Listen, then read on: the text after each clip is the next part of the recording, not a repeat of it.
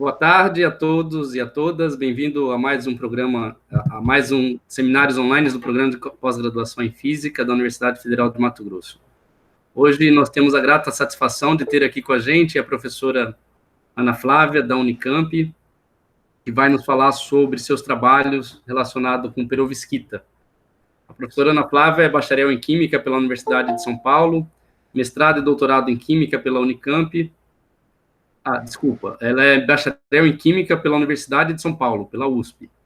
Realizou estágio sanduíche durante o período de doutorado e pós-doutoramento também pela Imperial College de Londres. Realizou pós-doutorado também pela USP e é atualmente professora livre-docente do Instituto de Química da Unicamp.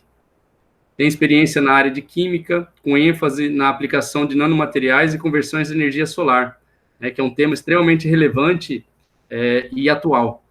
Ela atua principalmente nos seguintes temas: nanopartículas inorgânicas de calcoginatos e perovskitas, quanto DOTs, e entre outros emissores de luz. Nanocompósitos de óxido e grafeno e fotocatálise para geração de hidrogênio e conversão direta de CO2 em combustíveis solares, solar fuels. Células solares emergentes e, em especial, em células solares de perovskita. Professora Ana Flávia, eu agradeço muito a participação da senhora no nosso programa de pós-graduação, mais uma vez, infelizmente, agora, devido à pandemia, à distância, e eu passo a palavra para a senhora. Bom, boa tarde a todos.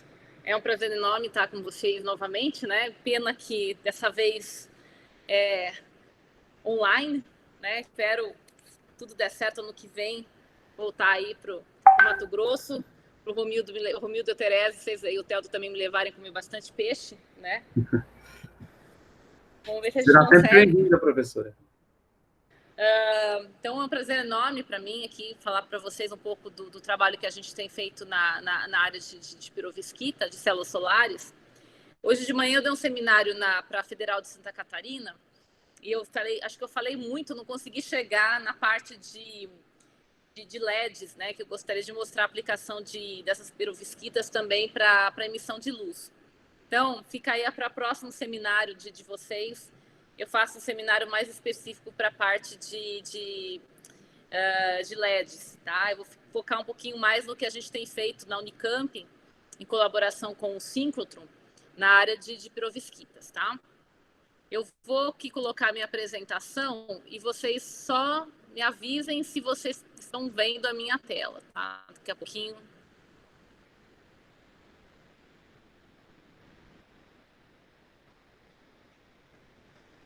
Porque a partir do momento que eu estou agora apresentando, eu não vejo vocês. Vocês estão conseguindo ver a minha tela?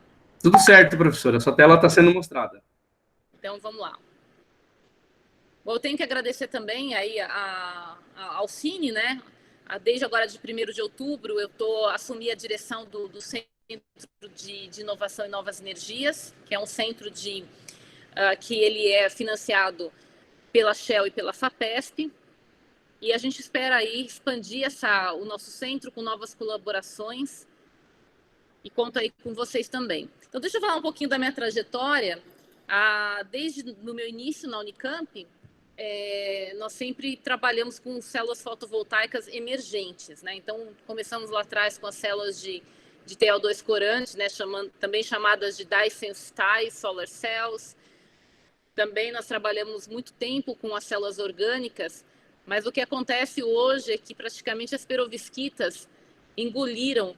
As orgânicas não, as orgânicas estão indo muito bem também, A eletrônica orgânica aí com eficiências quase que próximas também aí de 18%, 19%. Mas realmente as perovskitas, elas abocanharam as células de TO2 corante e hoje a maior parte do meu grupo tá focado nas células de perovskita. Nós também temos uma outra linha de pesquisa que não vai dar tempo de eu falar para vocês, que é usar as perovskitas já no tamanho de nanomateriais, de quantum dots, para emissão de luz. E também tem alguns alunos que trabalham na geração de energia, na geração de hidrogênio, porque a gente percebeu que muitos dos materiais que a gente trabalhava lá em células em fotovoltaico emergente podiam ser usados para a quebra da molécula da água e gerar, então, hidrogênio.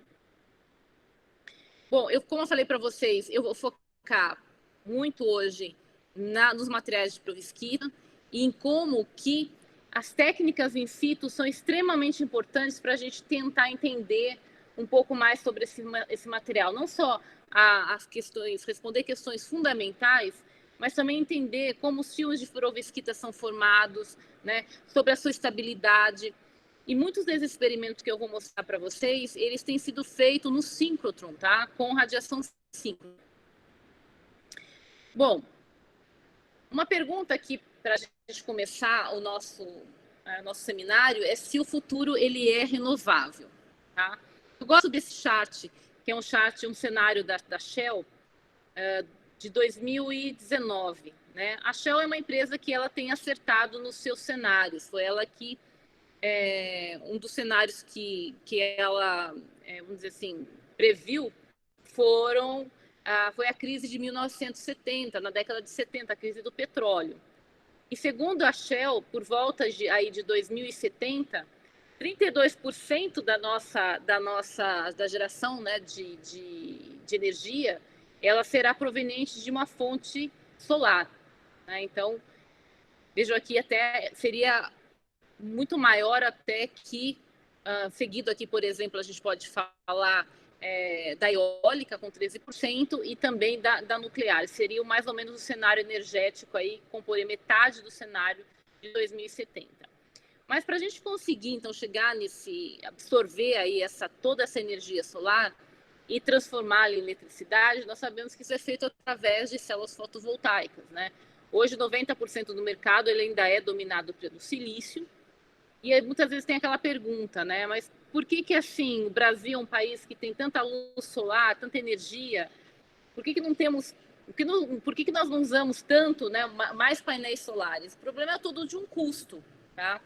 O silício, embora tenha uma eficiência relativamente razoável, né, em torno daí de 24% a 26%, esses painéis de silício são muito caros. Então, a gente precisa de novas tecnologias para chegar aí nesse cenário da Shell.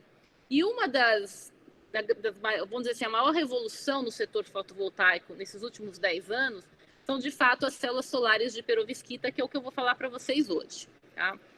Esse é um chart do Enel, que mostra todas as tecnologias fotovoltaicas ao longo dos anos, né? Então, se a gente olhar aqui, eu vou colocar aqui todas as legendas.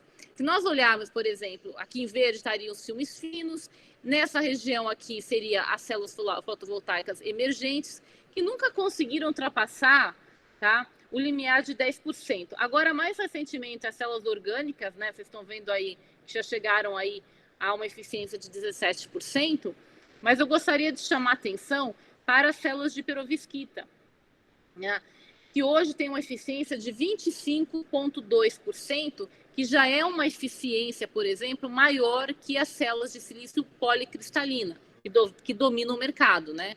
Que tem uma eficiência aí de 23%. E a gente está quase perto ali das células de silício monocristalinas, tá? Que estão com 26,1%. Então, a gente está 1% só de diferença de chegar em eficiência nas células de silício. E isso, gente, é muito interessante porque nenhuma tecnologia fotovoltaica, tá, cresceu tanto em eficiência em tão pouco tempo. Se vocês olharem lá, a eficiência em 2009, tá, dessas células eram 3%.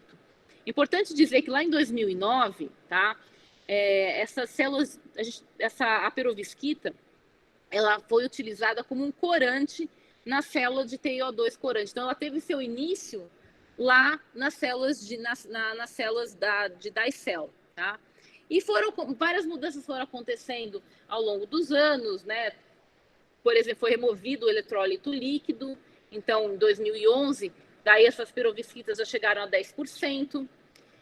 Aí você passa a não chamá-las mais de células de TiO2 corante, né? Mas sim uma célula mais de filme fino, porque ela é uma célula que agora ela não tem mais transporte de íons dentro dela, não tem mais um eletrólito, né? É só um transporte eletrônico. Em 2000 2013, as eficiências chegaram por volta de quase 15%, né?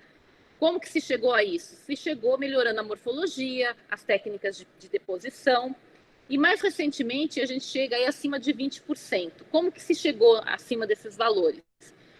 É o que eles chamam de engenharia de interfaces, né? Ou seja, modificar ali as interfaces no dispositivo e também brincar um pouquinho ali com a composição das perovskitas. Mas quem são as perovskitas? A perovskita é uma estrutura cristalina, como é a salgema, como é a blenda de zinco, né? E como são outras estruturas. A estrutura cristalina, então, do titanato de cálcio, né? A fórmula geral ela é AbX3, onde você tem aí o A é um cátion monovalente, B é um cátion divalente e o X é um aleto, né? Nas perovskitas para aplicações fotovoltaicas e nas aplicações em LED, o sítio A pode ser ocupado tanto por cátions orgânicos, tá? E aí a gente chama essa perovskita de híbrida, né, orgânica e inorgânica, como é o exemplo, por exemplo, aqui do metilamônio ou formamidínio, tá? O cátion B, em sua maior parte, é chumbo, e o aleto, né, pode ser bromo, pode ser iodo, pode ser cloro. Mais recentemente, tá, a perovskita mais estudada é a que a gente chama de MAP, né, que é a iodeto de metilamônio, onde você tem aí no sítio A o metilamônio, chumbo e iodo, tá? Eu vou me referir a ela como MAP. Mas nos últimos anos, a gente tem brincado bastante com esses cátions aqui do sítio A. A gente pode ter eles com cátions inorgânicos, o césio e o rubídio. E com isso a gente chegou, então, a eficiências maiores que 20%. Então, um exemplo para vocês de uma perovskita que a gente chama de cátion misto, né? É essa daqui, um trabalho do Anders e do Saliba, na Science, onde você tem aí valores de eficiência acima de 20%, utilizando como cátions no sítio A, tanto um cátion orgânico, como o formamidínio, mas também com pequenas concentrações de rubídio e de césio, tá? A maior parte dos cátions, em termos de concentração, ainda são os cátions orgânicos, e o que faz essas células terem propriedades fantásticas. Bom, não é todo cátion no sítio A que a gente pode colocar dentro da perovskita, tá? Então, aqui um exemplo para vocês. A gente tem que obedecer o tal do fator de tolerância de Goldsmith, que calcula mais ou menos o tamanho desse cátion, tá? Esse é um fator que leva em conta o tamanho do cátion no sítio A, o tamanho do cátion no sítio B e também o tamanho do ânion, né? Então, se esse fator ficar entre 0,8 e 1, significa que essa perovskita ela tem uma estrutura cúbica, tá? Porque a estrutura cristalina, né, perovskita, ela é cúbica. O que acontece se a gente começa a aumentar muito o sítio A aqui, tá? Então, por exemplo, o que acontece é que, assim, tem cátions que são muito grandes, principalmente muito cátions orgânicos. Tem outros cátions que são muito pequenos, tá? Então, tem uma faixa aí desse fator de tolerância, tá? Que varia entre 0,8 e 1, que é onde você consegue ter a perovskita na estrutura cúbica. Mas aí, voltando à minha pergunta, o que acontece, então, se eu colocar um cátion, por exemplo, muito grande, tá? A gente vai ver lá para frente o que vai acontecer, que é muito interessante também, tá? Mas o ponto importante é que, se você quer a perovskita na estrutura cúbica, você tem que trabalhar, você tem uma margem aí de tamanho do cátion para ser utilizado. E quais são as fantásticas propriedades desse material, tá? Então, vamos lá. A perovskita tem um altíssimo coeficiente de absorção, o que permite que você consiga fazer células solares muito finas, né? Por exemplo, o filme de perovskita, que a gente faz lá no laboratório, tem uma espessura lá de 300 nanômetros, né? Enquanto, por exemplo, uma célula fotovoltaica de silício, a espessura vai para 300 microns. A gente pode também brincar um pouco com o band gap, ajustar esse band gap, por exemplo, brincando com com os aletos, né? O tipo de aleto, a quantidade de um ou outro aleto. Elas têm o comprimento de difusão dos portadores, tanto elétrons quanto buracos, podem chegar até maior que 1 milímetro de distância, sem sofrer qualquer processo de recombinação. A energia do exciton, ela é muito baixa, da ordem do nosso KT aqui, da nossa temperatura ambiente. Significa o quê? Que a partir do momento que esse material absorve luz, tá, que gera o para-elétron-buraco, ele gera essas cargas, já estão livres e podem ser transportadas. Diferente dos semicondutores orgânicos aí que o Romildo trabalha, né? Onde você gera o exciton, né? A energia de ligação é muito alta. Então, quando esses semicondutores orgânicos absorvem luz, o que você tem é esse para-elétron ligado ao buraco. Aqui não, aqui eles são livres, né? A mobilidade também é muito alta, né? Isso por quê? Porque a perovskita é considerado um material muito tolerante a defeitos. Os seus defeitos que eu vou mostrar daqui a pouco são defeitos que são muito... A gente chama que eles não são harmful, ou seja, eles não são defeitos que são... como é que eu posso dizer? Defeitos ruins, né? Eles são defeitos até que razoavelmente benéficos para a célula solar. E um outro ponto das perovskitas é que elas têm um potencial de circuito aberto alto, justamente porque a recombinação desses pares elétron-buracos, tá, por processos não radioativos, esse processo de recombinação ele é muito baixo nesses materiais.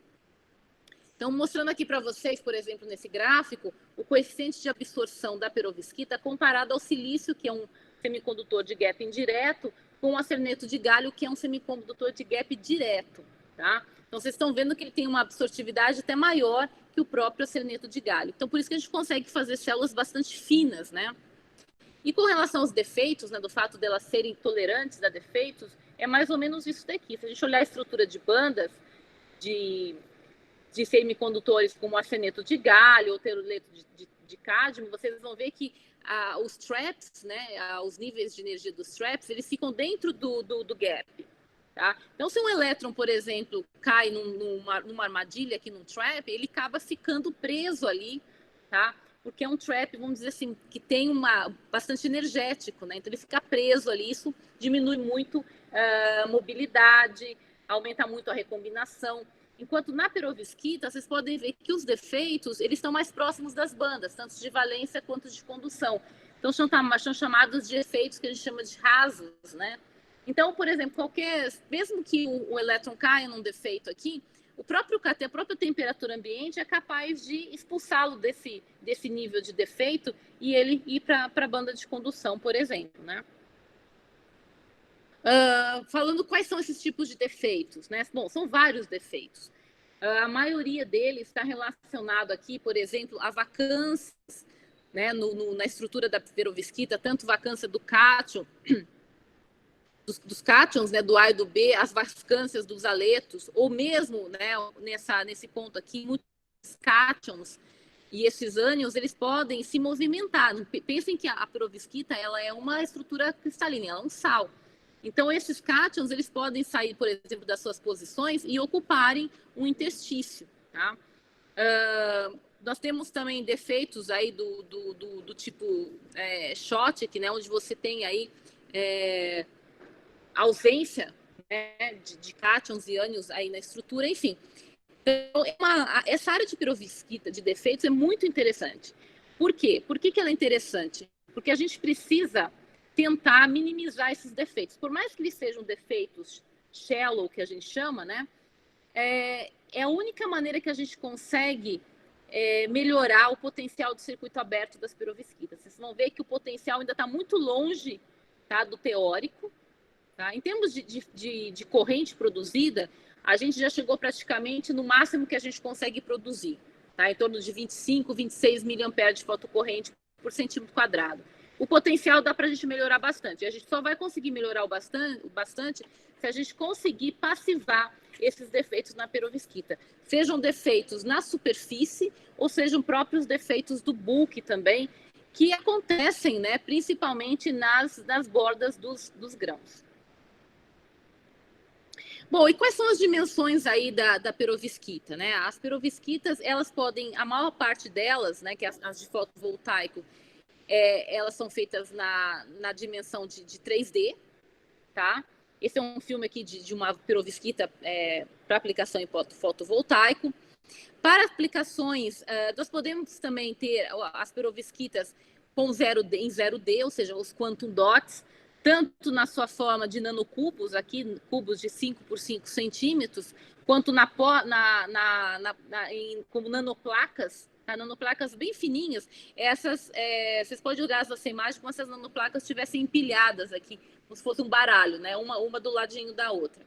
A gente pode ter as perovskitas também na forma de estruturas moleculares, né? Como esse caso aqui de perovskitas onde não tem o chumbo.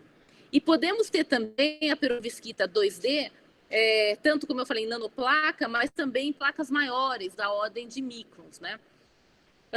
A gente tem utilizado muito para LEDs, não vai dar tempo de eu falar para vocês, muito dessas estruturas aqui de quantum, nanoestruturas para emissão de luz, tanto na forma de nanocubos, como na forma de nanoplacas, tá?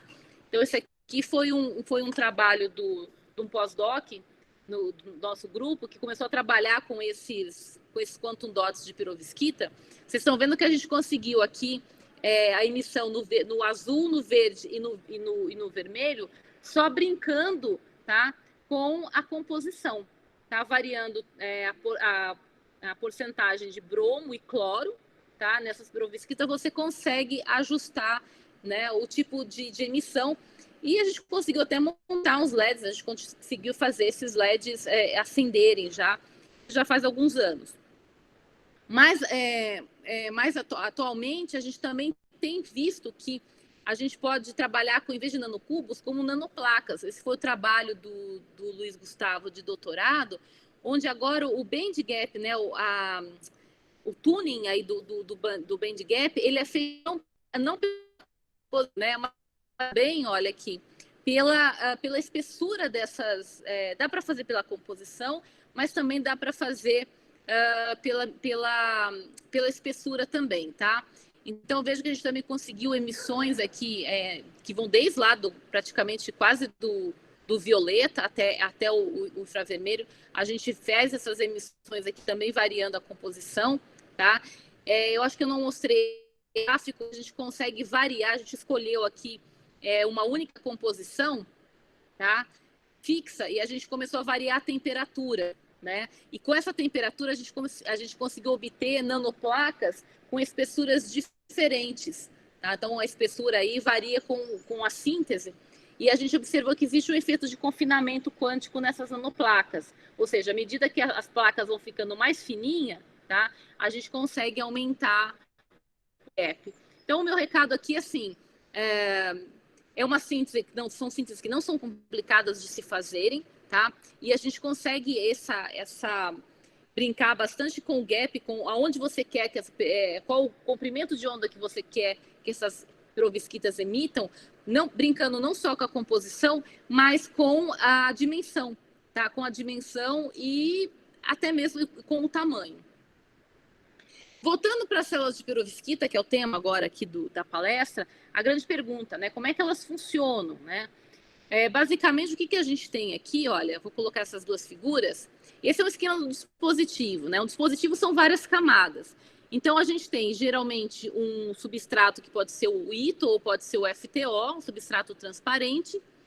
E a camada de perovskita, ela é sanduichada entre dois eletrodos, que é o eletrodo transportador de buracos e o eletrodo transportador de elétrons, tá? Normalmente, o eletrodo transportador de elétrons é um óxido, como óxido de titânio, óxido de estanho. E o transportador de buraco é uma molécula orgânica conjugada, que a gente chama ela de espiro, tá? Então, o que acontece aqui? Você gera, a perovskita absorve luz, tá? Então, você tem aí a separação de elétrons e buracos. Os elétrons, eles são transportados aqui eles vão em direção, os elétrons vão em direção ao transportador de elétrons, os buracos vão para os transportadores de buracos e são coletados nos respectivos eletrodos, tá? O eletrodo que a gente usa para coletar os buracos, tá, é ouro. Então, aqui, diferentemente do que está nessa figura aqui, logo depois dessa camada de espiro, a gente coloca uma fina camada de ouro. Bom, essa configuração aqui é a configuração que a gente chama de NIP, ou seja, N porque a gente tem um semicondutor tipo N, que é o TiO2, e vem de semicondutor intrínseco, que é a perovskita, e P vem do condutor de buraco, tá? É essa configuração aqui que a gente chama ela de planar. A gente pode ter ela aqui também na configuração invertida, onde essa configuração invertida aí para o grupo do professor, do Romildo, do Terés, do Teldo, que trabalha com células orgânicas, ela lembra muito, né, as OPVs, porque você tem o FTO, né, ou o ITO, aí você tem, por exemplo, o PEDOT, que é a camada transportadora de buraco, a perovskita e fulereno como camada transportadora de elétrons. Essa camada compacta aqui de TiO2, por exemplo, ela pode ser feita compacta, né? Então bem fininha, ou ela pode ser feita, como vocês estão vendo aqui, como nanoestruturas de TiO2, tá? Então, se a gente tiver o TiO2 ser nanoestruturado, a gente chama ela de mesoscópica. Bom, as perovskitas, elas têm aplicações não só em fotovoltaicos, eu já tinha mostrado aí aplicações em LEDs, mas elas têm aplicações também como fotodetetores, na detecção de raio-x, principalmente, tá? E como que a gente prepara? O método mais utilizado para preparar é o método que a gente chama de uma única etapa, tá? É uma síntese, gente, muito simples, dá para qualquer laboratório fazer essa síntese. É A mais B dando C. Você dissolve o sal de iodeto de chumbo, tá? Depois você tem uma outra solução, onde você vai dissolver o sal de iodeto de metilamônio, e você tem aí a formação da perovskita. Isso dá para a gente fazer, por exemplo, a síntese da perovskita sobre um spin coating, né? Que é um equipamento que faz deposição. Então, como é que é? A gente faz lá, a gente mistura todos os de uma solução com solvente orgânico, aí você deposita essa solução sobre o substrato, esse substrato começa a girar, então esse solvente começa a evaporar. Antes da gente finalizar a etapa de spinning, que a gente fala, né, a gente adiciona um antissolvente. O que é um antissolvente? É um solvente, obviamente, que a perovskita não se dissolve. Esse antissolvente é importante porque ele acelera o processo de cristalização, que é finalizado numa chapa de aquecimento a 100 graus por 10 minutos ou até meia hora. Aí você tem o filme de perovskita, né? Você deposita as outras camadas e você tem aí as células solares. Eu acho que eu tenho um vídeo aqui, tá? Para mostrar esse método. Esse método é conhecido como método de engenharia de solventes, tá? Então, vejam, essa seria a solução inicial dos percursores. Notem que nós não precisamos de percursores aqui altamente puros, né? Então, diferentemente, né, de como se faz uma célula fotovoltaica, por exemplo, de silício. Tem esse vídeo aqui da Fran, que é a pós-doc lá no laboratório, ela mostra para vocês como é que a gente prepara lá, olha. Ela coloca a solução. Esse é o spin coat, né? Ela está fazendo esse preparo dentro da Glove Box. Então, ela deposita essa soluçãozinha amarela, que vocês estão vendo, né? Agora ela começa a girar ali. Ela tem que ser bem rápida ali na troca, tá? Porque antes de finalizar essa etapa aqui, que é menos de 1 minuto, ela tem que adicionar o antissolvente, tá? Então, agora ela está colocando aí o antissolvente, tá? Que vai, ó lá. Não sei se alguém conseguiu ver aqui, até muda a cor do substrato, ele é muito interessante, né? Ele tá amarelo, de repente você coloca o antissolvente, ele já fica, o filme já fica escuro, né? Então a Fran agora vai tirar aí para vocês verem como é que forma o filme de perovskita. Tá aí o filme um filme de perovskita formado. Bom, a Fran a gente consegue fazer esses dispositivos com uma eficiência de quase 18% fora da Glove Box, tá? Onde só a etapa de deposição do ouro que a gente faz dentro da Glove Box. Então, toda aquela etapa que vocês viram lá que a Fran estava fazendo dentro da Glove Box, a gente tem um spin coating fora. E a gente consegue fazer com umidade que varia, por exemplo, de 30% a 40%, a gente consegue chegar em valores aí quase com 18%. Tá? Então, é necessária a Glove Box? Para o caso do ouro, tá? Mas o ouro é um problema também. Então, fica uma dica aqui de pesquisa para vocês. Não dá para a gente, se a gente pensar agora em ampliar o tamanho desses dispositivos, não dá para a gente fazer com ouro, né? Então, hoje tem sido utilizado muitos outros materiais para fazer esse contato aí de eletrodo, como, por exemplo, grafite, grafeno. E aí você pode fazer a deposição fora da glove. Então, não necessariamente você precisa ter uma glove box no seu laboratório para montar um dispositivo, tá? E aqui também é um outro método que a gente tem utilizado lá no laboratório, que é um projeto com a Shell, que a gente quer ampliar o tamanho desses dispositivos. A gente quer fazer células em grandes áreas, né? E aí não dá para usar mais o spin coating. Esse é o chamado método de blade coating, né? Onde você tem aqui, olha, só mostrando aqui para vocês, antes de ligar aqui o vídeo, vocês estão vendo aqui que a gente deposita aqui a solução, né? A gente deposita a solução no substrato e ele começa a varrer, né? E em vez de a gente colocar o antissolvente, que é clorobenzeno, né? Clorobenzeno, os químicos não gostam de trabalhar porque ele é cancerígeno, né? A gente pode substituir por um jato de nitrogênio que acaba forçando a cristalização. Então, eu vou mostrar para vocês aqui como é que é essa deposição para essas células de perovskita. A gente mudou um pouco agora a configuração.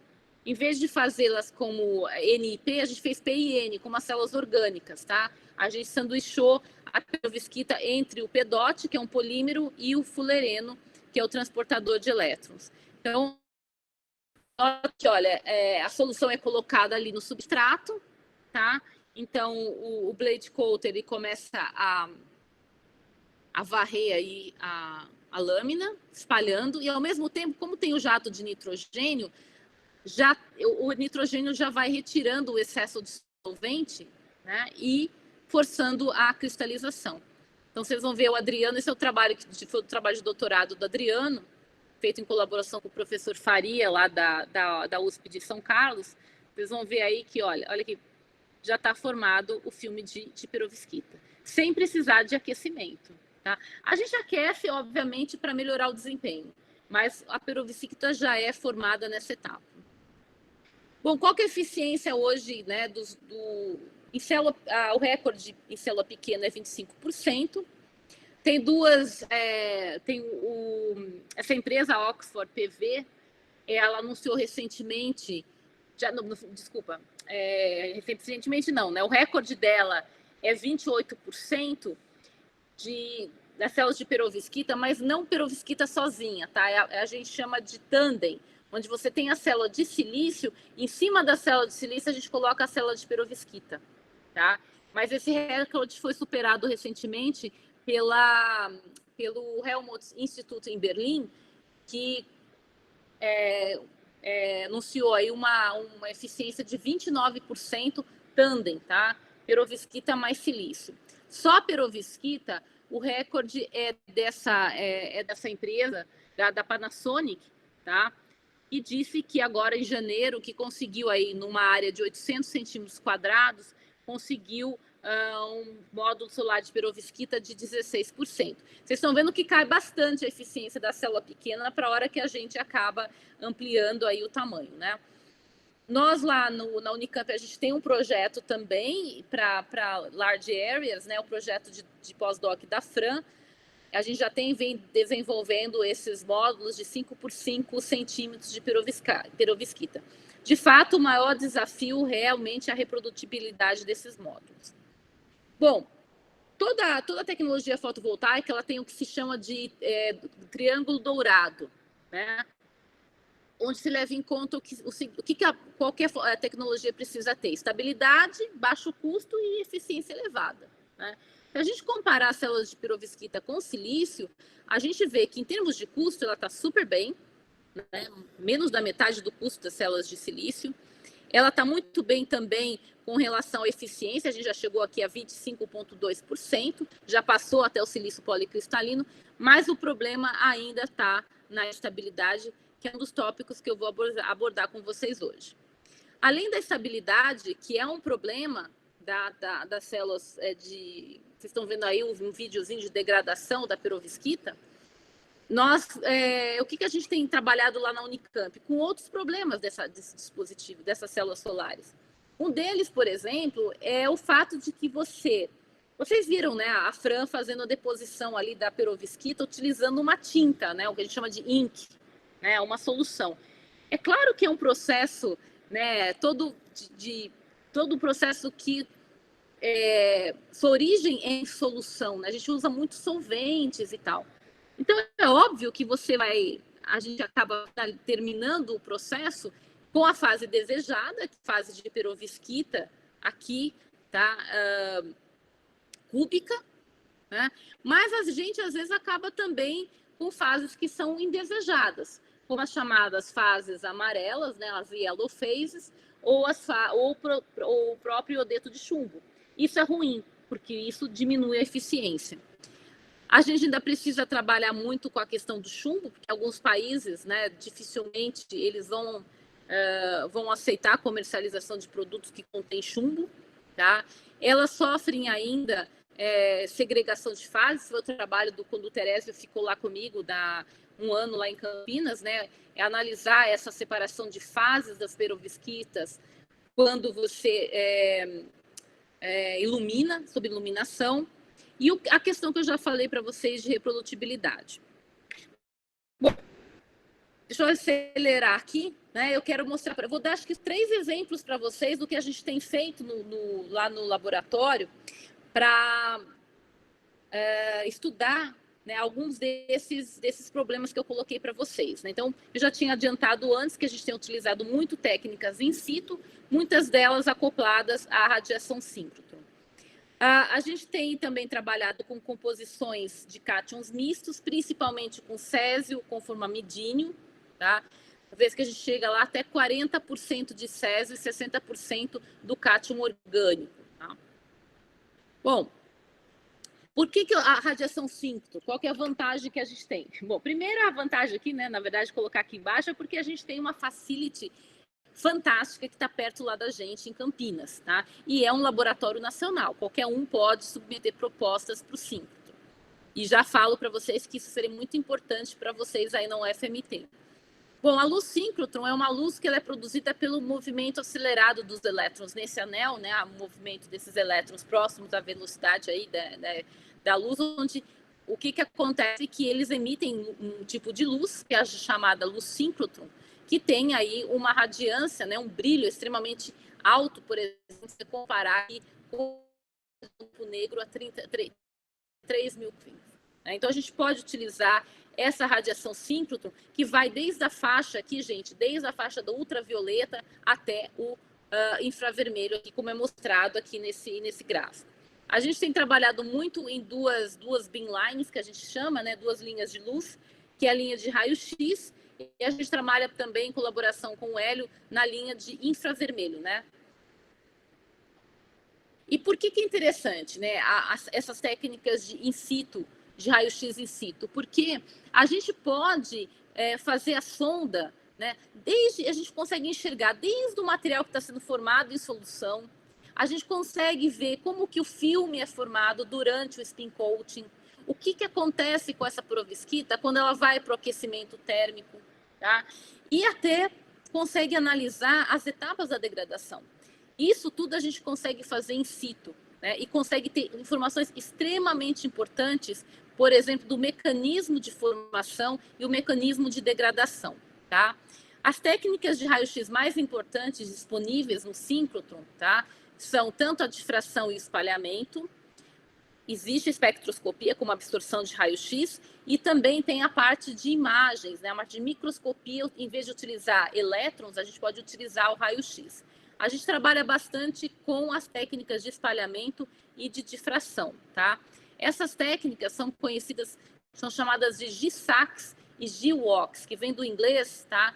Que chama-se, diferente do método do raio-x convencional, tá? A diferença aqui que eu vou mostrar para vocês é que o raio-x ele é feito em modo rasante pela superfície da amostra, tá? Por isso que chama-se Grace Incidence.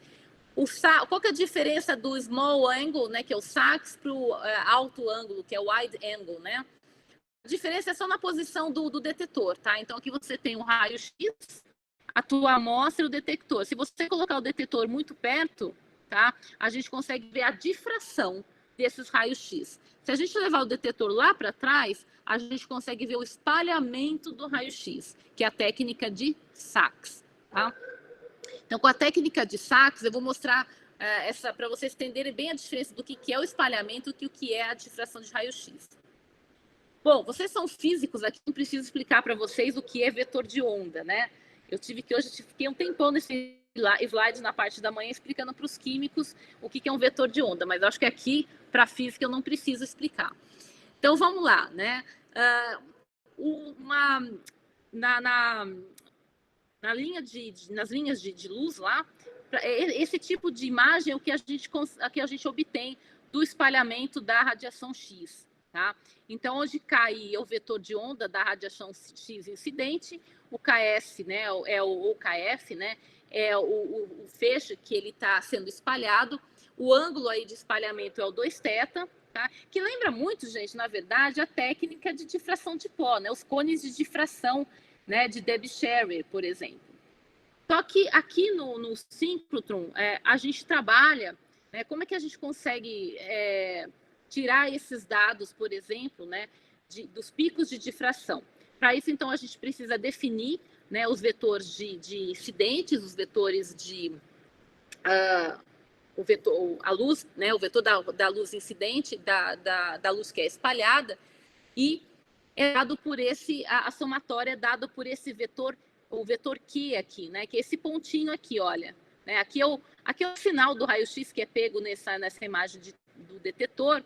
Então, exatamente aqui, né? Um vetor Q, esse é o ponto de difração, ele tem, obviamente, vai ter uma componente nesse plano, no plano Y, no plano Z e no plano X. Então, a gente decompõe esse vetor Q em dois, tá? E esse vetor Q, ele tem relacionado ao ângulo aqui entre os feixes incidentes e os feixes que são defratados. Tudo que a gente faz lá no síncrotron, vocês vão ver que o final, gente, é muito parecido com a técnica de difração em pó.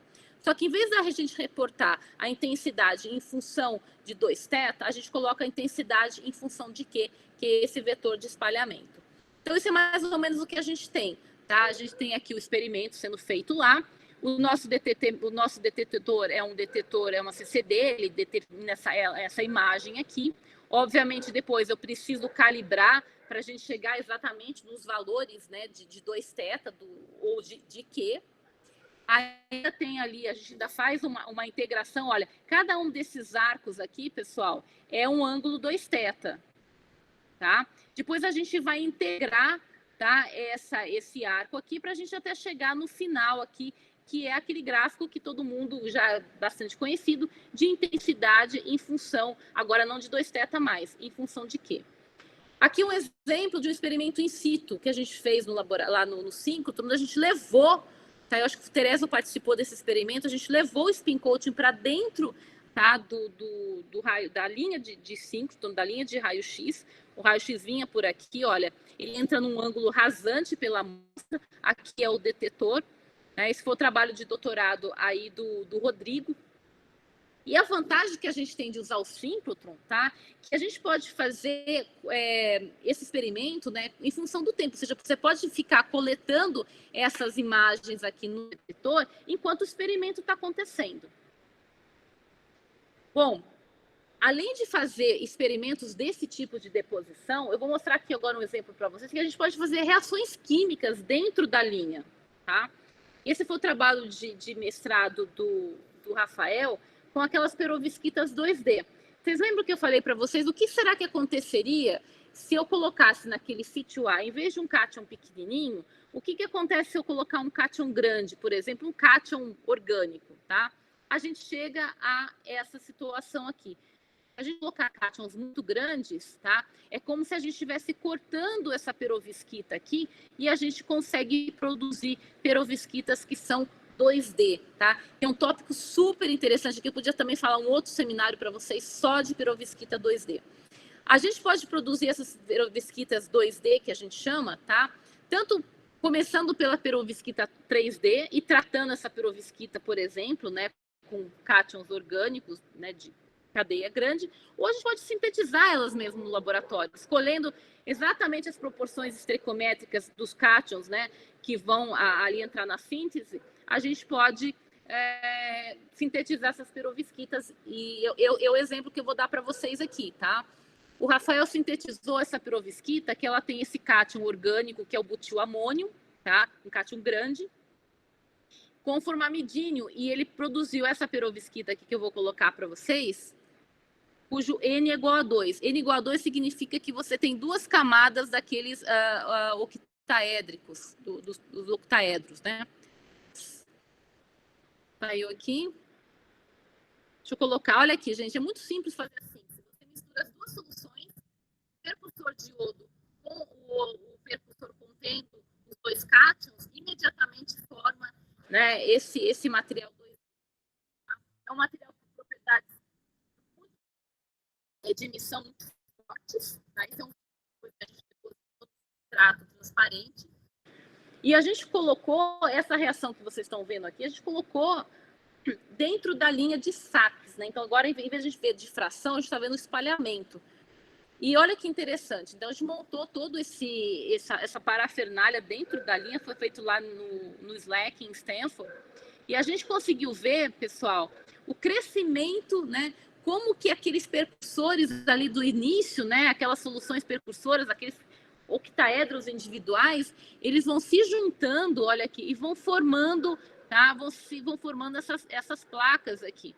Então, se vocês olharem aqui, esse aqui é o sinal que a gente tem do detetor, né? Depois de tratado, a gente consegue ter aquela gráficos de intensidade em função de quê?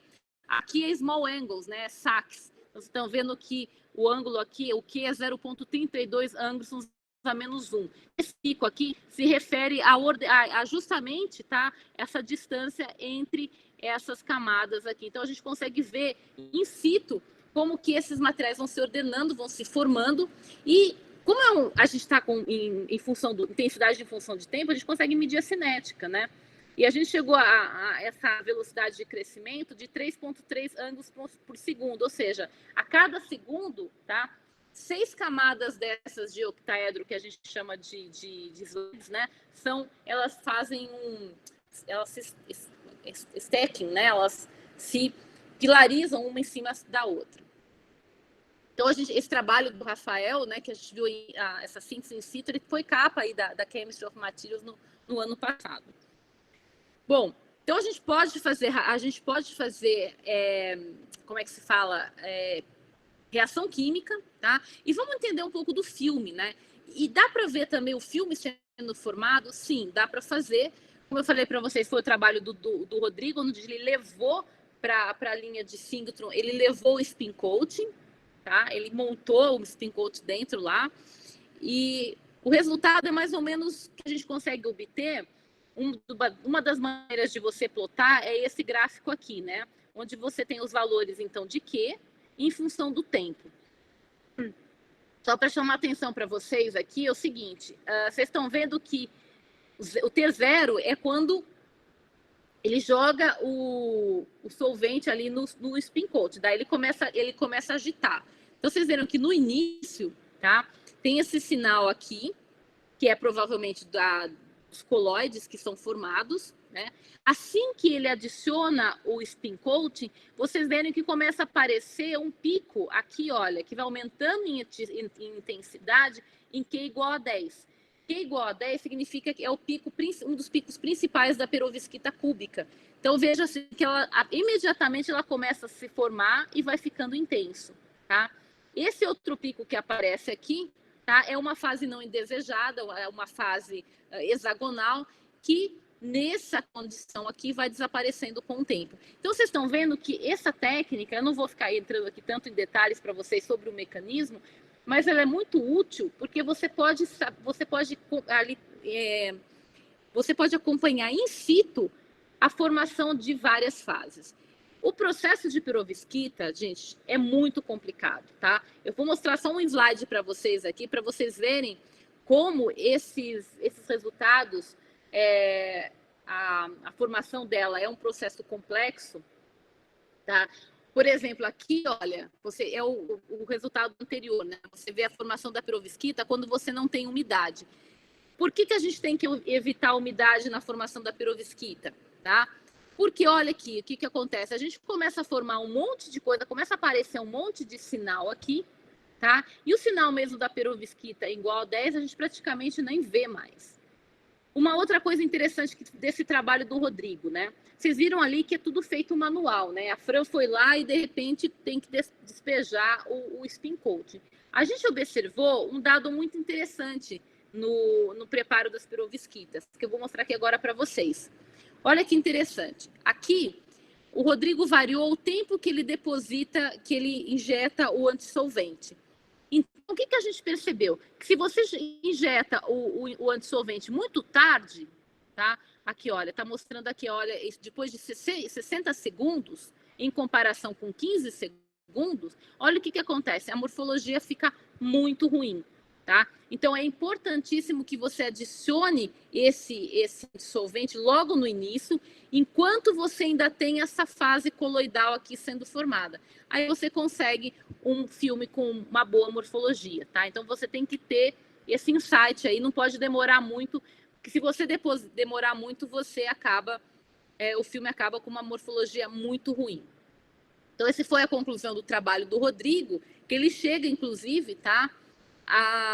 Claro, ele variou vários parâmetros lá, mas eu acho que o importante desse trabalho do Rodrigo, um outro ponto importante, foi mostrar que a formação da perovskita, até ela chegar nessa situação aqui, olha, que é a perovskita cúbica, ela passa por diversos intermediários, que a gente chama de fases hexagonais. Olha, ela passou pela fase 2H, a 2H ela se converte na 4H, que depois vai, por exemplo, para a fase 6H, até chegar na fase de perovskita. A gente só consegue observar isso através de experimentos in situ.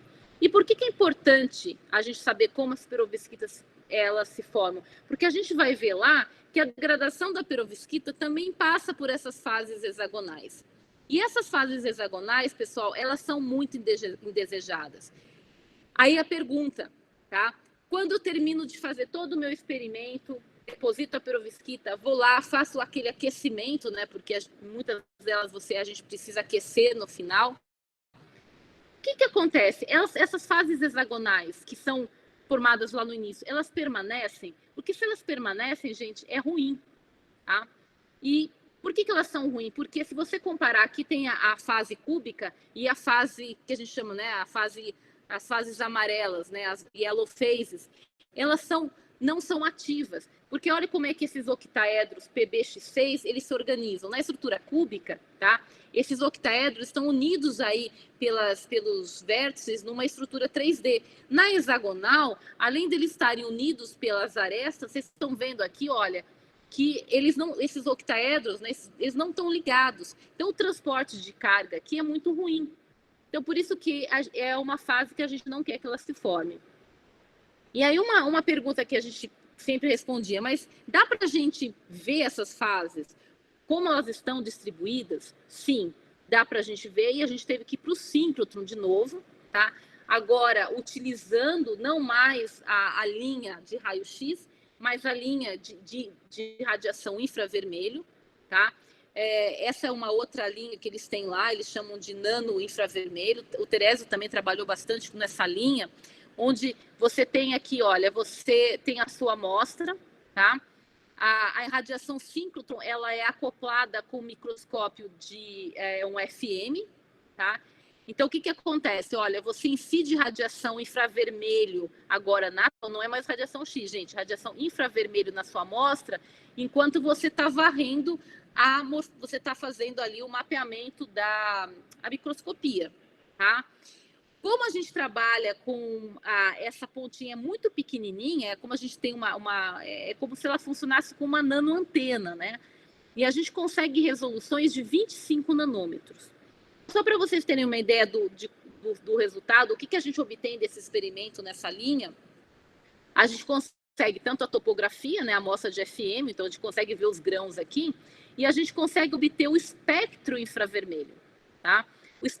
Na verdade, assim, a gente incide a radiação infravermelha Se o material tem componentes, né, voltando um pouquinho lá para a química, que absorvem radiação infravermelho, e a gente tem, porque se vocês lembrarem, a gente tem muitos cátions orgânicos nessas perovskitas, que absorvem radiação infravermelha, tá? A gente consegue ver aqui que tem regiões, por exemplo, que estão mais intensas, significam o quê? Significam que o detetor recebeu mais radiação infravermelha, né? Ou seja, essa região mais intensa aqui é uma região que tem pouco componente orgânico. E vocês podem ver que 1 grão de perovskita, esses grãos aí tem tamanhos de 100 nanômetros, são bastante heterogêneos, tá? Então, e a gente queria entender sobre essa heterogeneidade dentro do grão da perovskita. Vocês estão vendo que tem grãos aqui, tá? Cuja intensidade, eles são bastante escuros. O que significa? Significa que esse grão absorveu bastante radiação infravermelha. Possivelmente, esse é um grão aqui que tem a composição esperada. Esse outro grão, em algumas partes, ele acabou perdendo esse componente orgânico. Eu não vou, eu já estou passando quase da hora aqui. O que eu quero mostrar para vocês é que com essa técnica você consegue mapear, tá? A gente conseguiu mapear por quê? Porque o cátion orgânico, o formamidinho, tá? Ele tem uma vibração do carbono com nitrogênio que cai na região de mais ou menos 1.700 centímetros a menos 1, né? Então a gente consegue, olha que interessante, a gente consegue mapear aonde está esse cátion. Então, só mostrar para vocês aqui um exemplo, tá? Essa é uma amostra recém-preparada, tá? Onde você tem aí a morfologia e você vê os grãos de perovskita. O Rodrigo foi lá, ele pegou lá, ele foi com o tip, né, a ponta do FM, foi em cada grãozinho desse aqui, gente, e tirou um espectro infravermelho. Olha que legal. A gente está tirando um espectro de infravermelho de um único grão, gente. E a gente observa que tem alguns grãos aqui, por exemplo, que não tinham sinal de 1.700. Outros grãos tinham, tá? E com isso a gente conseguiu, obviamente, com essa análise, outras análises que nós fizemos também de raio-x, a gente conseguiu identificar que esses grãos mais verdes aqui, na verdade, é iodeto de chumbo, tá? Enquanto que esse background mais azulado aqui no fundo, até esses outros grãos aqui, são de fato a perovskita cúbica. A gente mudou, a gente brincou um pouquinho com a composição aqui, tá? Deixa eu passar rápido aqui. Nessa outra perovskita, ela não tinha césio, ela só tinha o componente orgânico, tá? E se vocês olharem para esses grãos, vocês podem ver que os grãos são diferentes daquela outra amostra, né? São grãos mais hexagonais, são diferentes. A gente conseguiu mostrar que esses grãos aqui, olha, que estão distribuídos de forma mais uniforme sobre as amostras, são aquelas fases hexagonais. Então, qual que foi o resultado desse trabalho que a gente publicou na Science Advances o ano passado? Pela primeira vez, a gente conseguiu escolher um grão e falar, o que tem aqui? A gente conseguiu mostrar, olha, aqui, esse grão, ele não é um grão de perovskita cúbica, ele é um grão de uma fase hexagonal. Ou não, nesse outro grão, ele é um grão de iodeto de chumbo, tá? E que são fases, infelizmente, gente, são fases que são indesejadas. E passando rapidinho, só para finalizar aqui, o que a gente pode fazer com a degradação, tá? Da mesma forma que a gente quis entender a formação, a gente quis entender a degradação. Como eu falei para vocês, na literatura, se vocês forem procurar sobre degradação de perovskita, a maior parte dos estudos é sobre a MAP, aquela perovskita padrão. E vocês vão ver que a reação proposta de degradação frente, por exemplo, à água ou ao próprio calor, ela ela se degrada em quê? Ela se degrada em metilamônio, ácido iodídrico e iodeto de chumbo, que é um sólido amarelo, né? Quando a gente começou a olhar a degradação das perovskitas, isso já na época que eu estava lá em Stanford, vocês podem ver aqui, olha, esse é o primeiro dia, né? Elas estão bem escurinhas, vai avançando aqui, olha, até 2 meses, elas vão perdendo essa cor, né? E chega aqui, olha, em alguns casos, dependendo da composição, ela tá amarela, parece que o dedo de chumbo, né? Em outros casos, elas ficavam laranjas, né? A gente queria entender, poxa, todo mundo está falando que elas se degradam no dedo de chumbo, mas parece que essas perovskitas que têm cátions mistos, elas têm uma degradação mais complexa. E a gente queria, então, entender isso daqui, tá? O que a gente observa na degradação é que aquela estrutura 3D, de fato, ela colapsa, tá? e você tem a liberação de chumbo, isso daí é ruim também. Esse foi o trabalho que o Terésio começou, foi finalizado pelo Paulo, né? A gente também fez as técnicas in situ, e agora, em vez da gente levar o spin coat, né, a gente construiu uma câmera uma câmera onde a gente controlava a umidade ali dentro, tá? Então, o resultado é praticamente o mesmo. A gente incide o raio-x no filme, numa atmosfera controlada, tá?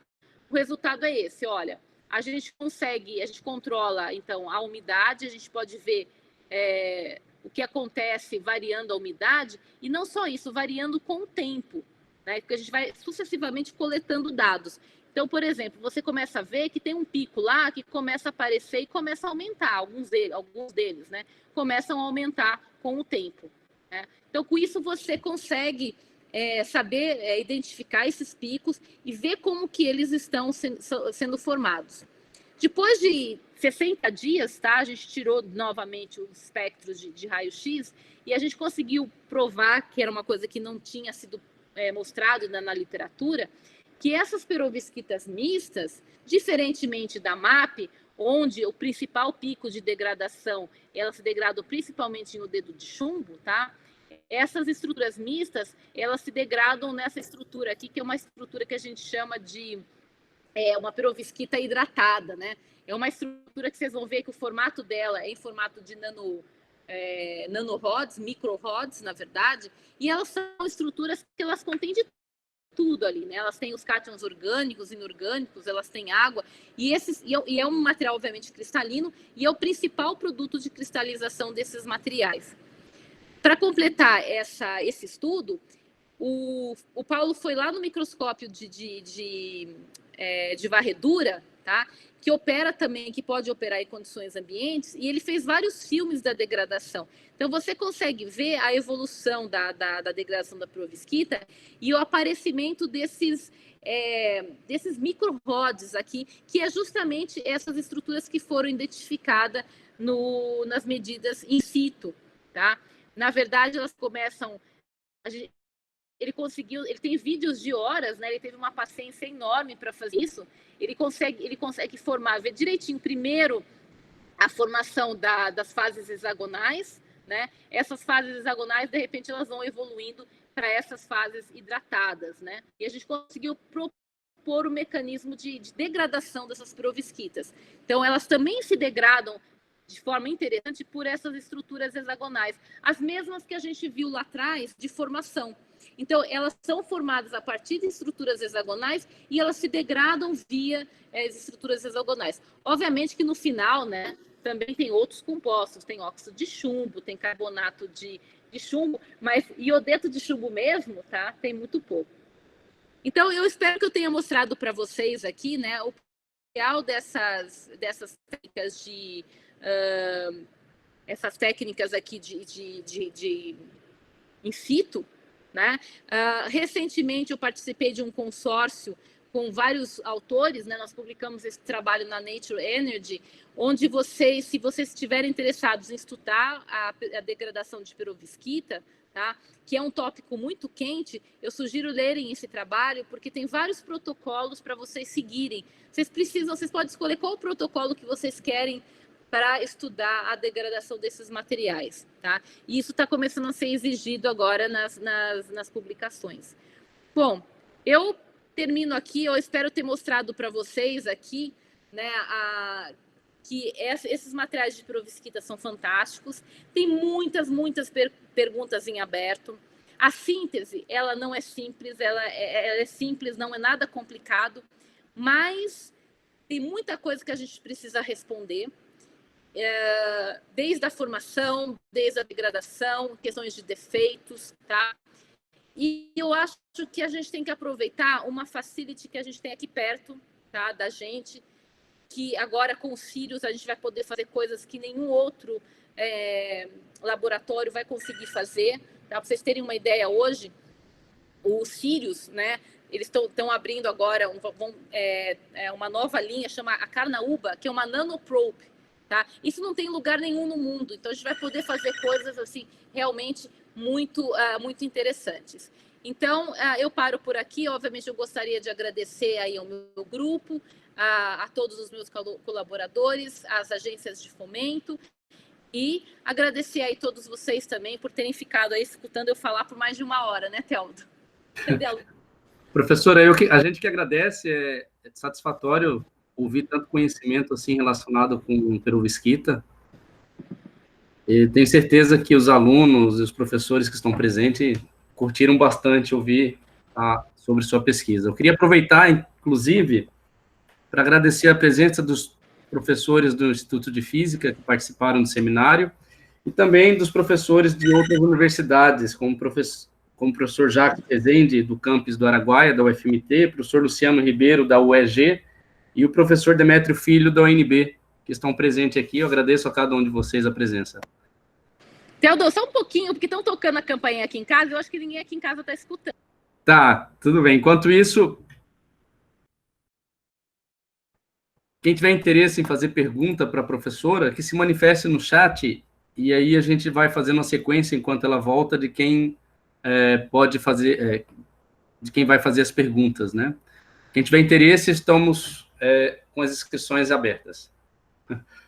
Professor Demétrio Filho, assim que ela voltar, o senhor já pode abrir aí o microfone e já interagir com ela. Voltei. Eram meus filhos que foram andar e estavam sem a chave. Certo. O professor Demétrio quer fazer uma pergunta para você, professora. À vontade. Eu acho que você está, Demétrio, acho que você está sem o áudio. Você tem que ligar o seu áudio. Isso. Obrigado. Isso. Parabéns aí pelo seminário, muito legal, muito interessante. Vocês realmente estão de parabéns com o Sirius aí, né? Maravilhoso. Espero que seja uma contribuição muito grande para a ciência brasileira e que esses problemas que vocês estão tendo aí no estado de São Paulo, né, com recursos para pesquisa, isso seja uma marola e que logo passe, né?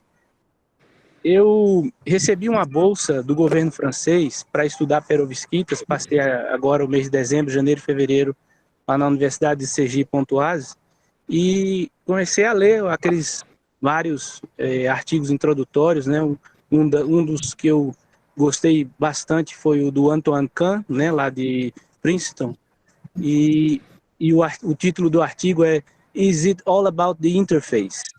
Né? E esse artigo me deixou com a pulga atrás da orelha, porque a ideia que eu fui pesquisar lá na França era a de usar o conhecimento que eu adquiri esses anos com semicondutores orgânicos para estudar as perovskitas. E aí, quando eu comecei a ler o artigo do Antoine Kahn, eu tive um feeling que as perovskitas são bem diferentes dos materiais orgânicos. E um problema complicado, pelo menos do ponto de vista teórico, que é o que eu tento fazer essa abordagem, é que as coisas não são fixas ali dentro. Né? Então, todos aqueles componentes da perovskita, eles são móveis, eles estão girando, e inclusive uma das críticas que recai sobre os trabalhos teóricos é que a gente pega sempre a estrutura cristalina, olha aquilo ali tudo parado, e vários autores já estão dizendo, olha, isso não é assim, isso se move bastante, né?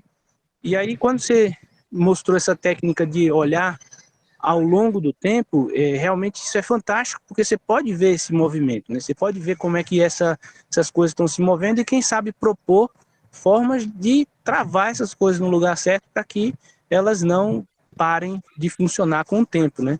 E aí a minha pergunta é no sentido de, quando você fala de degradação, quando a gente falava da degradação dos orgânicos, a gente pensa luz solar, todo esse espectro de frequências atingindo as moléculas e elas vão se destruindo, né? Você vai quebrando essas moléculas. Então a ideia você teria que, inclusive, proteger, como se fosse passar um protetor solar na molécula, numa radiação terrível lá e quebrando as moléculas. No caso das perovskitas, a degradação é diferente, realmente que as coisas ali não estão fixas, elas vão se movendo, vão se transformando em outras coisas e aí o dispositivo para de funcionar. E aí, se for isso mesmo que eu entendi, será que a gente vai ter um breakthrough aí no sentido de travar essas estruturas para que a gente consiga um long lifetime nesses materiais, ou a gente vai ficar com as perovskitas do lado dos orgânicos, que é células baratas, mas com a vida média curta? Obrigada, Demetrio, pela pergunta, é muito pertinente. Bom, todo esse processo de degradação que eu mostrei para vocês é muito complexo, né? Vocês viram lá a quantidade de diferentes materiais que são formados com a degradação, diferentemente do que a MAP. Realmente na MAP, o principal produto é o iodeto de chumbo. A gente mostra aqui que não é o caso para essas composições mais eficientes. A questão toda é o seguinte: se você encapsular bem, que é a questão do orgânico também, se você encapsular bem a perovskita, tá, você não vai ter esses processos. Inclusive, a Oxford APV, essa semana, anunciou que o ano que vem já estão comercializando as células Tango. Tá? E todos os seminários que eu assisto deles, eles são categóricos dizendo que elas passaram por todos os testes de estabilidade. Então, a questão é o seguinte: se você tiver um ótimo encapsulamento, você proteger a perovskita, ela vai vamos dizer assim, ela vai ser protegida, não vai ter o problema tanto vai ser minimizado o problema de degradação. Tá? Um pouquinho de água não é ruim, não. O que a gente tem observado foi um trabalho que a gente publicou, acho que 2 anos atrás, com o grupo da Marina Leite, lá, agora ela está na Califórnia, onde a gente fez um estudo variando a quantidade de água, e a gente foi fazendo um estudo fotossísico, né, medindo o tempo de vida da fotoluminescência. E, por incrível que pareça, um pouquinho de água é muito bom. Por que a água vai fazer? A água, ela é um passivador desses defeitos da perovskita, tanto dos grãos quanto na superfície. Então, o que acontece? Um pouquinho de água é benéfico porque ela até aumenta a eficiência do material. Tá claro que você tem um limiar aí que você pode colocar. O oxigênio também, tem muitos trabalhos que mostram que o oxigênio, dependendo também da quantidade, ele também tem um efeito de passivar ali, né? Então, eu diria assim, que se elas estiverem bem protegidas, elas vão conseguir chegar, eu acho que elas vão conseguir chegar aí onde qual que é a proposta, né? Que é colocar essas perovskitas aí, de fato, como em fazendas solares, enfim.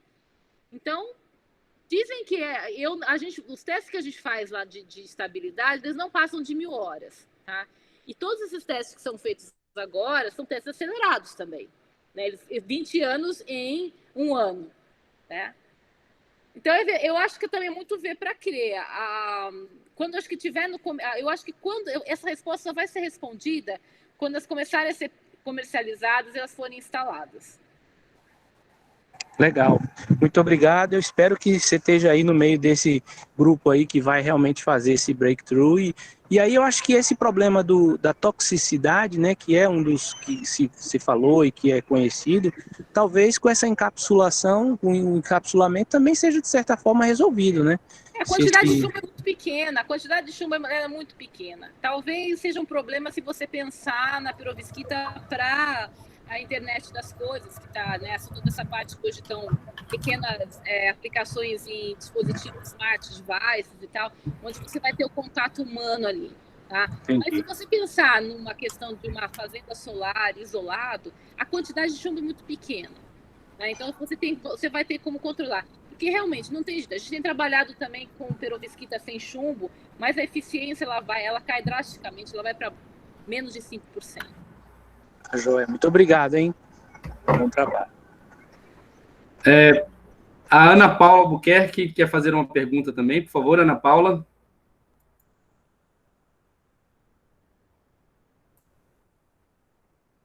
Abre o microfone, Ana Paula.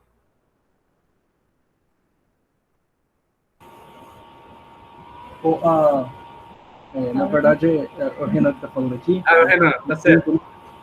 Então, professor, os materiais que o senhor apresentou são ferroelétricos? E se sim, qual que é a formação das paredes de domínio, qual que é a relação dela com o band gap? Olha, você fez uma pergunta que tem muita gente querendo responder, tá? É um dos tópicos que está em briga na literatura, tá? Se elas são ou não são. Inclusive, recentemente aí já teve eu acho que foi na Nature Energy, por exemplo, estava lendo outro dia aí, tem vários, sabe quando a pessoa publica o trabalho e fica ali uma briga respondendo um ao outro? Então, assim, é o seguinte, não é minha área de pesquisa, tá? Eu entendo muito pouco dessa parte de ferroeletricidade. O que eu posso falar para você é que parece que ainda é uma questão em aberto. Há grupos que falam que sim, há grupos que falam que não. O meu grupo que eu trabalhei lá em Stanford diz que não. Tá? Eu tenho uma colega também em Barcelona que trabalha com isso também e fala que não, mas tem alguns grupos que dizem que sim. Então, tá aí uma questão aberta para ser respondida.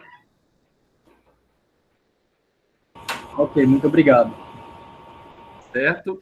Bom, enquanto as pessoas vão elaborando suas perguntas, eu tenho algumas perguntas também, professora. A primeira é o seguinte: as perovskitas, elas têm constante de elétrica muito elevadas, né? A exemplo das primeiras que foram estudadas, a de titanato de bário, titanato de estrôncio.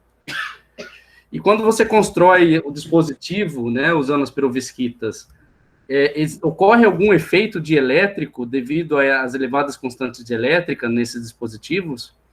Esses efeitos, eles não podem alterar as propriedades eletrônicas desses dispositivos? Olha, tá, vou deixar essa pergunta para o Terezo responder. Não sei te responder. Nós não, aqui nós somos químicos, nós não investigamos essa. Talvez aí uma colaboração com você. Não sei se respondeu. O Terezo talvez tem alguma. O Terezo trabalhou bastante com essa. Eu falei, depois eu te respondo. Então. Oi? Como é, Terezo? Não, na verdade, existe uma relação direta no efeito, mas aí a gente tem que estudar ela pensando como se fosse um capacitor, e que não é o caso, né? Então, tem os efeitos capacitivos, que geram os efeitos de esterese também, né? Que é um dos pontos que na literatura se estuda, né? Diminuir esse efeito de esterese. Mas existe uma relação direta, sim, da constante elétrica com a medida de corrente elétrica.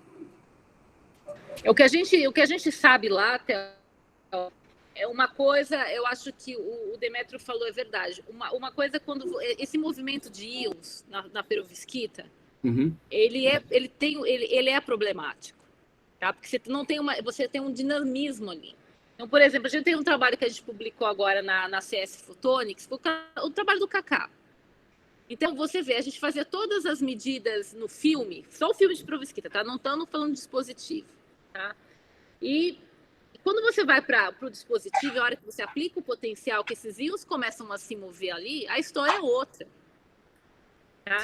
Então, tem que tomar cuidado com isso, porque, inclusive, esses íons se movendo, além deles causarem esse problema grande que a gente tem, que é da esterese, né, que é a diferença entre a medida da curva IV na ida e na volta, eles também causam degradação, porque esses íons estão se movendo que nem louco lá dentro.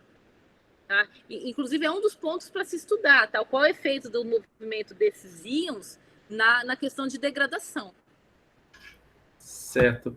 Professora, outra questão também que eu tenho dúvida é o seguinte: nós temos atualmente, talvez mais questão política, né? Porque atualmente nós temos o Centro Nacional de Tecnologia Eletrônica Avançada, o CEITEC, que vem sendo desmontado pelo governo federal, né, por falta de recursos. Né, já se fala em fechar a CEITEC. Mas a gente já não tem um volume já de pesquisa e de pessoal, recursos humanos, né, para abrir uma nova CEITEC voltado para os orgânicos e perovskitas? Não seria hora já do Brasil já investir pesado nessa área e ser um polo de fabricação de tecnologias de orgânicos e células fotovoltaicas?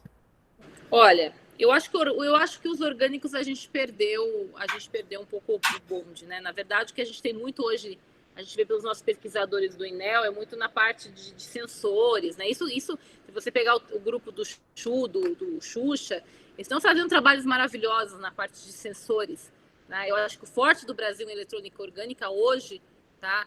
É essa parte, né, de sensores. A parte realmente de transistores e de OPV, eu acho que a gente perdeu um pouco, a gente perdeu o bonde aí, porque vocês verem que hoje a gente já tem eficiências aí acima de 17%, tá? E é interessante que poucos grupos hoje pesquisam células orgânicas, né? Muito poucos, não tem grupos exclusivos mais, embora a gente tenha a CECEM Brasil, que é a empresa em Belo Horizonte, que tem a maior produção de células OPV do mundo, né? Eles têm uma linha de 35 metros quadrados, né? E eles estão vendendo essas células orgânicas, e é uma das questões que o próprio o CEO lá, como é que ele chama? O Diego, ele sempre vem me perguntar, ele sempre está em busca de recurso humano, tá? Ele tem essa dificuldade de encontrar aqui no Brasil para a parte de fotovoltaico e com grupos para serem parceiros. A vantagem de se trabalhar com a perovskita, que eu acho hoje, é que ela é muito mais recente, tá? Então tem muita coisa que a gente pode descobrir ainda e pode fazer. Mas, novamente, a China está entrando Hoje tem, se eu não me engano, já são 9 ou 10 empresas na China já produzindo células de perovskita. Não tem nada no mercado, tá? Mas já tem, e eles estão investindo muito loucamente, com investimentos pesados nisso. O problema nosso precisamos de recursos humanos e precisamos de investimento. Esse é o grande problema. Que a gente não tem para formar um corpo hoje. Eu tenho formado, acho que a maioria aí na parte de fotovoltaicos emergentes, mas eu não dou conta, não. Você falou da China. Ano passado eu ouvi num noticiário aqui no estado de que o governo do estado de Mato Grosso estava negociando com o governo chinês a abertura de uma fábrica de células fotovoltaicas aqui na Chapada. Não sei se isso vingou ou como é que está sendo, mas a impressão é que eu tenho que o Brasil sempre está perdendo o bonde, né? Sempre está. Nós somos um país que a incidência de luz solar aqui o ano todo é uma das maiores que tem no mundo, né? Na Europa é pouquíssima a incidência de luz solar ao longo do ano. Está crescendo muito o mercado fotovoltaico interno, tá? Então, eu acho que é um momento bom para fotovoltaico, porque a gente está vendo que é uma tecnologia. Outro dia mesmo eu tive um contato com uma empresa que veio me procurar, uma empresa de pá eólica aí em Fortaleza, em que eles já desenvolveram a tecnologia das pás eólicas e agora eles querem buscar novas tecnologias. Eles vieram falar comigo justamente por causa das perovskitas. E o mercado está aquecendo dentro do Brasil na parte de fotovoltaicos. Mas o que está aquecendo hoje, né? A gente não está desenvolvendo a tecnologia, a gente está comprando bastante da China, a gente importa todos os componentes, células de silício, né? E a gente monta os fotovoltaicos de silício aqui. É esse aquecimento que eu estou falando. Tá? Então, o que eu espero é que haja aí tem um esforço também muito grande, a gente está querendo fazer esse trabalho dentro do Cine, para ver se a gente consegue expandir essa área de fotovoltaicos de perovskita, porque, basicamente, nós não conseguimos produzir célula de silício aqui no Brasil, tá? A gente não domina a indústria de semicondutores, mas a gente domina perovskita, é algo que não é complicado de se fazer. Daí o Terésio para falar para você. Você faz células de perovskita na bancada. Não desmerecendo sua habilidade de montar dispositivo, tá, Tereza? Não é isso. Mas qualquer aluno pode ir hoje no meu laboratório e montar células solares de perovskita fora da Glovebox. Que isso você não faz com silício, né? Tereza montou filmes muito bons, por sinal. Professora, a Ana Paula ou o Renan, não sei qual dos dois, está me corrigindo. Na verdade, eles iam montar uma usina fotovoltaica, mas foi barrada por ambientalistas na Chapada. Possivelmente de silício, né? Iam trazer. Eu sei, acho que era uma empresa com o Eike Batista também, não era? Tinha um ex lá, era uma ex. Ana Paula. Eu não lembro. Foi ano passado que eu vi a vinculação dessa notícia. A senhora falou na sua palestra sobre as perovskitas essencialmente de estruturas cúbicas, né? Mas também tem as perovskitas monoclínicas. Elas não são boas para dispositivos fotovoltaicos?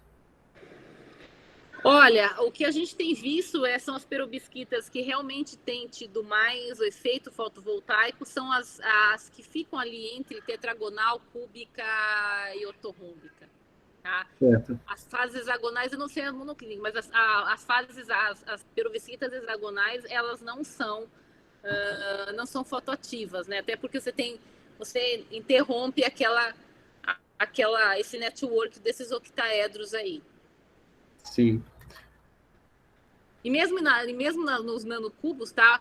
Aqueles cubinhos ali, você vê que são, diria pseudocúbica ali, né? Elas têm essa estrutura também, ela se mantém mesmo em baixa dimensão. Certo. Bom, professora, muito obrigado pela... Assim, o Cássio queria fazer uma pergunta também. Ele mandou um zap para mim. Ele queria fazer mais a pergunta sobre LED. Cássio, pode abrir seu microfone e fazer a pergunta? Obrigado. Primeiramente, parabéns, professora Ana Flávia. Parabéns pelo trabalho, muito obrigado pelo seminário. Eu ia tentar fazer uma pergunta referente a uma das aplicações do trabalho de vocês, né, referente à LED, mas você disse lá no início que não apresentaria algo relacionado aos LEDs, né? Então, aí eu vou mudar minha pergunta, aproveitando a deixa do professor Teldo, que é em relação à política e estratégia. Eu assisti o seminário da senhora, não sei se foi hoje de manhã ou ontem, que a senhora fala muito das previsões da Shell, tá? E que são excelentes previsões, né, que a Shell faz, né? E aí a senhora comenta que, de acordo com a Shell, né, uma das previsões da Shell é que por volta lá de 2070, 32% de toda a energia será proveniente da energia solar, né? E aí fica a pergunta, né? Eu acho que a senhora mesmo deixou essa pergunta no ar e eu não sei se respondeu. Eu estou trazendo essa pergunta agora, né? Que como que a ciência e a inovação pode fazer para que esses 32% da geração de energia fotovoltaica assuma, né, a sua totalidade nesse valor previsto. Muito obrigado. Olha, bom, como que a gente vai chegar nesse 32%? Qual seria o caminho para 2070, né? Então, não seria só a questão de fotovoltaicos. O mercado de fotovoltaico é um mercado que tem crescido aí uma média de 8%, 10% ao ano. Tá? Chegou até crescer mais. Então, ele é um mercado, assim, realmente em expansão. Já falei para vocês, dentro do Brasil e fora do Brasil. Então, acho que a grande parte aí desse bolo é o mercado, de fato, fotovoltaico. Tem outros mercados muito, muito interessantes também. A Shell, por exemplo, ela acredita muito no hidrogênio, né? E, logicamente, o hidrogênio proveniente de fontes que seriam renováveis. Então, aí também, mas também é uma questão que também entra, né, o fotovoltaico. Porque, por exemplo, hoje, para você gerar o hidrogênio verde que eu falo para vocês, né? Se a gente quiser um hidrogênio de fonte não renovável, a gente tem que quebrar a molécula de água, tá? Só que para quebrar a molécula de água, eu preciso de energia, tá? E só é sustentável se essa energia vir também proveniente, por exemplo, de fotovoltaico, tá? Então, esse é um projeto grande que tem vários institutos trabalhando nisso daí, de você compor ali. Você tem eles chamam de electrolyzers, né? Que seria aí a célula eletroquímica, onde você vai ter a quebra da molécula da água conectada a um painel fotovoltaico. Então, assim, não tem como, eu não consigo ver também que não vai ter que ter subsídios de governo, tá? Justamente para você conseguir. Qual que é o problema no Brasil hoje? Por que ninguém instala os painéis fotovoltaicos? Porque eles são muito caros. E olha que tem subsídio para instalação. Então, eu também não vejo isso também sem um empurrãozinho aí também por parte de subsídios, porque eu acho que é uma questão agora. Vocês estão vendo o que aconteceu em São Francisco, aqui no Pantanal aí mesmo de vocês. Talvez a questão toda vai ser muito mais ambiental. Esse é meu ponto de vista, tá? A gente vai ter que ter uma mudança aí de mindset da população, que é o seguinte: não dá mais para queimar combustível fóssil, tá? Porque talvez os prejuízos na economia causados pela queima vai chegar uma hora que não vai compensar. O governo vai ter que subsidiar essas tecnologias aí voltadas para que seriam as não renováveis, tá? Mas não sei se eu te respondi essa pergunta. A grande parte desse bolo aí, sim, são os fotovoltaicos. Quanto que a gente vai a gente conseguiria chegar a 30%? Sim, claramente. Tem alguns estudos interessantes, inclusive, né? Que se a gente conseguir cobrir uma pequena parte do Saara, eu devia apresentar isso aí numa próxima, vou fazer uma próxima apresentação. Se vocês conseguirem colocar esses painéis fotovoltaicos numa pequena área do Saara, a quantidade de energia gerada é suficiente para você suprir a do mundo todo. É que eu acabei tirando esse slide. É que não é tão simples assim, você tem que distribuir essa energia. Mas você consegue, sim, nesses 30% com fotovoltaico. O professor Ricardo também quer fazer uma pergunta, mas antes eu esqueci de agradecer também, não posso deixar de agradecer a presença de todos os alunos da pós-graduação, da graduação, e também temos alunos de outras universidades, da Unir, da UFG, UEG. Agradeço a presença de todos. Professor Ricardo, pode abrir o microfone?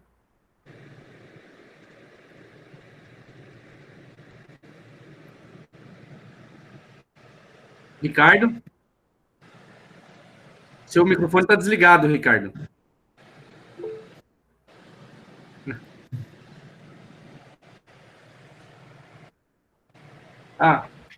O Ricardo mandou no zap, ele está com o microfone... Esse é o zap, ele mandou um recado para você. Deixa eu ver. A pergunta veio pelo zap. Ele está com problema no microfone. Surgiu uma nova abordagem da célula solar de perovskita livre de camada de transporte de buraco. Sim. A senhora poderia falar um pouco a respeito do mecanismo de funcionamento desse tipo de célula solar? Na verdade, se você olhar ali aquele esquema que eu mostrei da célula solar, né? Por que a gente precisa dessas camadas transportadoras, né? É justamente você tem um potencial ali, né? Dentro, né? Você tem o ito de um lado, você tem o ouro, você acaba tendo um potencial ali, né? Potencial elétrico ali, né, entre esses dois eletrodos. Claro que se você colocar essas camadas, você consegue perder menos, vamos dizer assim, com relação à recombinação. Então, por isso que a gente coloca essas camadas transportadoras de elétrons ali, elas como se fosse uma escadinha ali, né? Então, você consegue perder, você não perde tanto em potencial. Você pode fazer, dá para você montar essas células de perovskita sem essas camadas. Já tem vários trabalhos, até de um colega meu, Lios, lá atrás ele tirou a camada transportadora de buracos. Agora tem um trabalho recente, eles conseguiram, acho que, não sei, 16%, 17%, tirando a camada transportadora de elétrons. Então, você consegue fazer sim, você consegue tirar essas camadas e ter o funcionamento da célula, né? Porque, como você tem esse campo elétrico interno, os portadores migram para lados opostos. Mas você acaba tendo muita perda de potencial. Então, no final das contas, acaba meio que não compensando. Professora, eu não consegui ler toda a pergunta do professor Ricardo, mas agora eu consegui ampliar aqui, eu vou ler todo o texto que ele mandou. Ele diz o seguinte: desculpa, professor Ricardo, por não ter lido antes, tá? Boa tarde, professora Ana Flávia, é um prazer tê-la novamente no Instituto de Física da UFMT. Embora de maneira remota. Eu tenho uma dúvida. As células solares, a base de uma perovskita tem 3 camadas: camada de transporte de elétrons, camada de material absorvente e camada de transporte de buraco, Electron Transport Layer, Absorbed Materials Layers and the Whole Transport Layers. E ele faz a pergunta que eu lhe passei. Recentemente surgiu... Ele já respondeu, Theo, eu já respondi para ele. Ele tá colocando. Ricardo, desculpa, cara, foi mal. Professora, como o Ricardo disse, é sempre uma satisfação tê-la aqui com a gente. Muito obrigado, sua palestra foi muito boa. Surgiu várias perguntas aí. Espero que o Terésio, né, com a colaboração que tem com a senhora, possa nos trazer também vários outros assuntos para estudar. Tem os alunos da Química também que estão bastante interessados em estudar perovskitas, né? E eu já passei para a Terésio esses alunos. A responsabilidade... Já tem toda. Eu acho que a perovskita é muito interessante. Para quem é químico, para quem é físico, né? Vocês viram lá que quem é o químico, que é o que eu gosto, né? A gente mexe com composição, a gente mexe na síntese, uma hora você tem nanocubo, outra hora você tem nanoplaca, isso é super bacana. Uma hora você tem emissão na região do vermelho, outra na região do azul. Eu, como química, eu gosto muito dessa essas células fotovoltaicas emergentes, elas têm essa possibilidade de você brincar, né? Enquanto silício você não tem muito espaço ali para você fazer essas modificações. E os físicos, então, nem se fala, né? Só para estudar movimento de íons, de efeitos, e aí ferroeletricidade, tem muita coisa para se estudar aí. Certo. Fico contente. Espero encontrar vocês aí ano que vem para sentar e tomar uma cervejinha e comer os peixes bons aí do Mato Grosso. Com certeza, vou levá-la para tomar uma louvada, comer uns peixinhos. Oh, delícia! Tenho meus copinhos aqui ainda. Legal. Muito obrigado, Flávia. Obrigada, gente. Podem entrar em contato comigo, tá? Se quiserem fazer estágio, pós-graduação, é só mandar um e-mail lá pro laboratório. Muito obrigado, Flávia, pela disponibilidade. Ficamos por aqui, pessoal. Obrigado a todos. Bom final de semana. Vocês também. Tchau, tchau. Um abraço, Ana. Tchau. Tchau, Tereza. Bom te ver. Tchau, tchau.